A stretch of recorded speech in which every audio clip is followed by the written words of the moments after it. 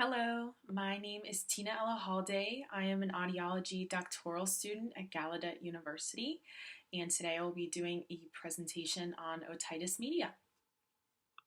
So, otitis media is characterized by inflammation and infection of the middle ear. There's also some fluid, otherwise known as effusion, that's usually sitting in the middle ear space. So if you look at the diagram here, we have a coronal cut. We're looking from the front or anteriorly onto a right normal middle ear.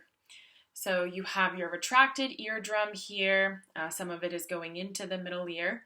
And then you have your three ossicles here. They're sitting in that air-filled space. And then if you look inferiorly, you'll see the eustachian tube, and this is going to help equalize air pressure between the middle ear space and the air outside. It also helps drain some fluid that can build up in this space. With otitis media, you might notice a couple differences. The main one being this fluid, this infectious fluid buildup in here. You'll notice that the eustachian tube is swollen, so it's not allowing this fluid to leave the ear. And so this is causing a pressure buildup, and it's causing the tympanic membrane or the eardrum to bulge and push out laterally. In some cases, the eardrum can also retract further rather than bulging outward. Now, I mentioned this term effusion, otherwise known as fluid in the middle ear space, and there are two types. One is serous effusion. Serous effusion is thin, clear, sterile fluid, and it's not associated with infection, but it can give feelings of fullness if it's present in the middle ear. You also have purulent effusion. This is associated with infection. It's a lot thicker, and it's got some pus, and it's a yellowish color as well. This helps us distinguish between the different types of otitis media. The first being acute otitis media. And this is a middle ear infection that occurs rather abruptly. The fluid and mucus become trapped inside the ear, and it can cause a lot of ear pain. Usually there's some swelling and redness as well. The second type is otitis media with effusion, and this is when fluid and mucus continue to accumulate in the middle ear even after the initial infection subsides. And again, this is going to leave the individual with a feeling of fullness in the ear, and it can affect hearing.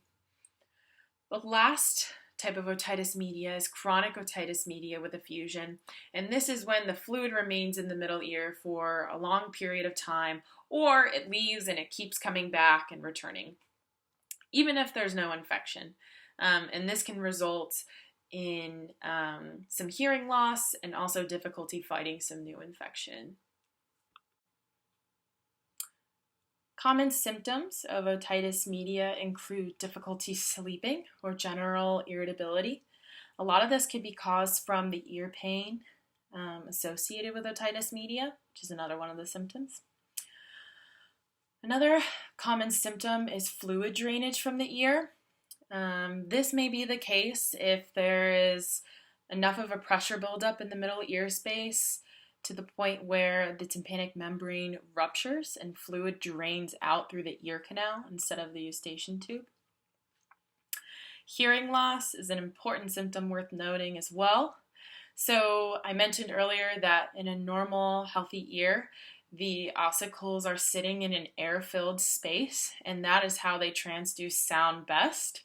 However, when a sound needs to travel through a liquid, such as effusion, you have an impedance mismatch, and this causes some damping of the sound, which causes hearing loss, conductive hearing loss specifically. As I mentioned earlier, one of the symptoms is ear pain. Another is fever, which is most common in children. If you have a child, the biggest indicator that they might have an ear infection is tugging at the ears or pulling at the ears. Irritability is a common one as well. And then for most individuals, there's that symptom of feeling a pressure buildup, or feeling of fullness inside the ear, almost like there's water in the ear that just can't get out. There are a couple different risk factors of otitis media. I have listed the main ones here. The first one being family history. So adults that have had a chronic otitis media are more likely to have children with chronic otitis media than an adult that did not experience this. Another common risk factor is colds and upper respiratory infections. These can cause otitis media due to some of that irritation from the eustachian tube and also causing that buildup of mucus or effusion in the middle ear space. The biggest one is age, and that goes along with this diagram I have below. So you can look at the eustachian tube of the infant and see that it's a little bit more horizontal than an adult eustachian tube, which means that an adult with fluid in the middle ear space is going to have the advantage of gravity that's pulling the effusion out of the middle ear space, whereas a child may have more trouble doing this. For these reasons, it's a lot more common for a child or infant to contract otitis media. The last one I thought was worth mentioning is secondhand smoke. So people that are living in the house of a smoker may be more likely to contract otitis media as well. Diagnosis of otitis media is usually made by a medical doctor or an audiologist. With the medical doctor, this might be a general practitioner or an ear, nose, and throat doctor. Regardless of the profession, that person, the first thing they're going to do is look into the ear canal via otoscopy. So here are a couple different images. The first one all the way to the left is a healthy tympanic membrane. You can see a lot of the distinguishing features such as the cone of light, the umbo here in the middle, and the manubrium of the malleus, and you can also see that that it's slightly retracted. For the second image, you can see that the tympanic membrane is bulging out laterally, and you can see this white ring around it, and that is the purulent effusion that has built up in that middle ear space. You can also see that it's very red and it's very irritated as well. The third one is otitis media with a tympanic membrane rupture, and as I said earlier, this can happen when there's a big enough pressure buildup in the middle ear space to cause a tear in the eardrum. The fourth image here, there's not as much swelling as in the second image, but this is also otitis media with effusion. So you can see some air bubbles showing that there's some fluid trapped behind this middle ear space. If you're seeing an audiologist, they may also run pure tone audiometry and tympanometry tests on the ear. So in order to show you some of the typical clinical findings of otitis media, I have an audiogram and a tympanogram of a patient with a normal hearing, healthy right ear, and a left ear with otitis media and a tympanic membrane rupture. If you look at the audiogram and the air conduction thresholds of the right ear, which is characterized by the circles connected by lines, you can see that all of the thresholds across the frequencies tested are within normal hearing limits. There's a pure tone average of 8 dBHL. If you look at the left ear, however, you can see the thresholds are a lot higher. That's these X's here. There's a pure tone average of 32 dBHL, which puts the patient at a mild to moderate hearing loss. You can see that the audiologist went ahead and did masked bone conduction of the left ear, and the masked bone conduction falls within the normal hearing limits, creating a significant air-bone gap, which means that this patient has a mild to moderate conductive hearing loss. If you look at the tympanometry, If you look at this thick line here, this represents the right ear. It's showing a beautiful, normal, type A tympanogram. The thin line is the left ear tympanometry, and you can see it looks very different than this thick line below. So it's the same probe tone that was put into both ears. However, there's a much higher ear canal volume. This is likely due to the ruptured tympanic membrane and the test being able to travel further into the middle ear space.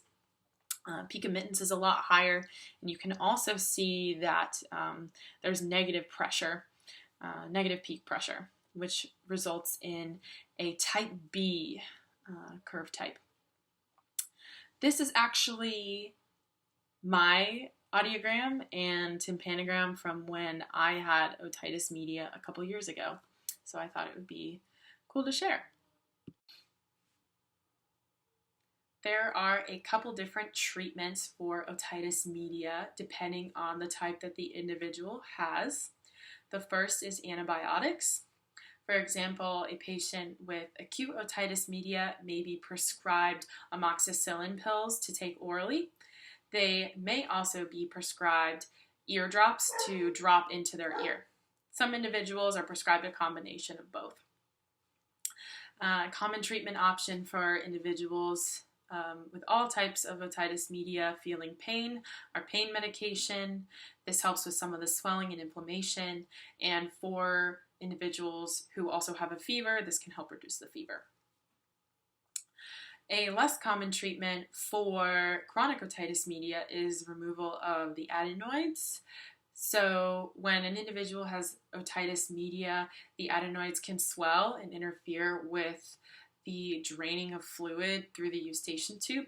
And so surgically getting these removed can help with individuals with chronic otitis media so that fluid has an easier time draining. A more common treatment is a myringotomy. This happens when the healthcare provider makes an incision into the tympanic membrane. They will suction out any of the fluid that is left in the middle ear, and then they will put a pressure equalization tube or a PE tube into that incision. And this way, when the fluid comes back into the middle ear space, it can properly drain out through the ear canal. Some individuals who have chronic otitis media have T-tubes placed into their tympanic membrane.